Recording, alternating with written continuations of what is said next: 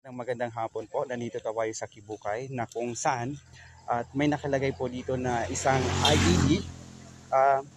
Nandito po ngayon no, sa area ng Kibukay, nandoon po na hindi pa po siya naggagalaw at inaantay po yung ating mga kapulisan ng galing sa UP.